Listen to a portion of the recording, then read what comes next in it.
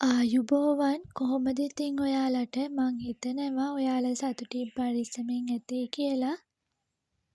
ඔන්න එහෙනම් අදත් වෙනදා වගේම රසවත් කෑමක් හදන්න තමයි ලෑස්ති වෙන්නේ. ඔයාලා දැන් දන්නවනේ අපි අද මොනවද හදන්න යන්නේ කියලා. කුරක්කන් වලින් රසම රස හැලප හදාගන්න තමයි මේ ලෑස්ති වෙන්නේ.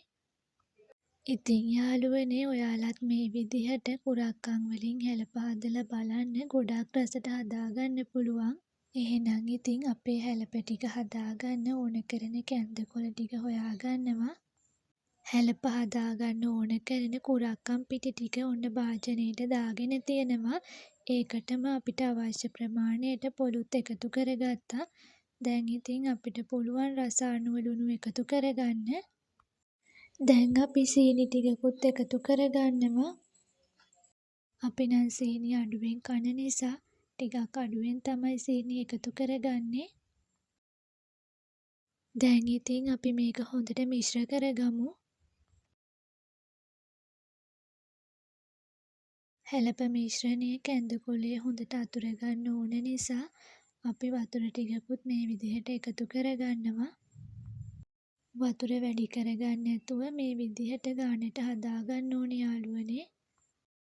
දැන් ඉතින් මේක හොඳට කලවම් කරගෙන අපිට පුළුවන් රසට හැලප මිශ්‍රණය හදාගන්න. මේ විදිහට හදාගත්ත හැලප මිශ්‍රණය දැන් අපිට පුළුවන් කැන්දකොළවල තියාගෙන අතුර ගන්න. මෙන්න මේ විදිහට අපි හදාගත්ත මිශ්‍රණය තියලා අතින් තද කරලා හොඳට වඩා ගන්නවා. එහෙනම් යාළුවනේ අපිට පුළුවන් ඔන්න ඔය විදිහට අපේ හැලප ටික හදාගන්න.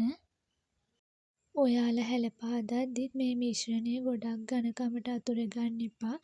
තුනියට අතුර ගත්ත තරමට අපිට රසට හැලප හදාගන්න පුළුවන්. මෙන්න තියෙනවා යාළුවනේ අපි හදාගත්ත හැලප ටික. දැන් අපිට පුළුවන් මේක හොඳට තඹ ගන්න.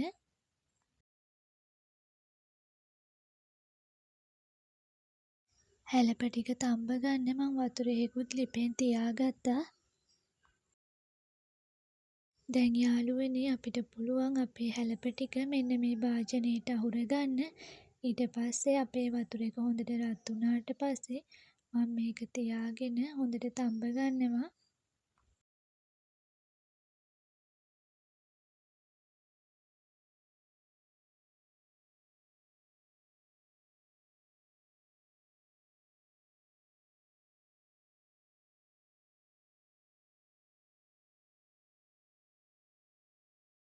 දැන් ඉතින් මම මේ භාජනය අපේ වතුර මුට්ටිය උඩින් තියාගන්නවා. අපේ හැලප ටික හොඳට තැම්බෙනකම්ම මම මේක ලිපේ තියාගන්නවා. මේ විදිහට හොඳට තඹ ගත්තාම අපේ හැලප ටික නියම පදමට රසට හදාගන්න පුළුවන්. මෙන්න තියෙනවා යාළුවනේ අපි හදාගත්ත හැලප ටික.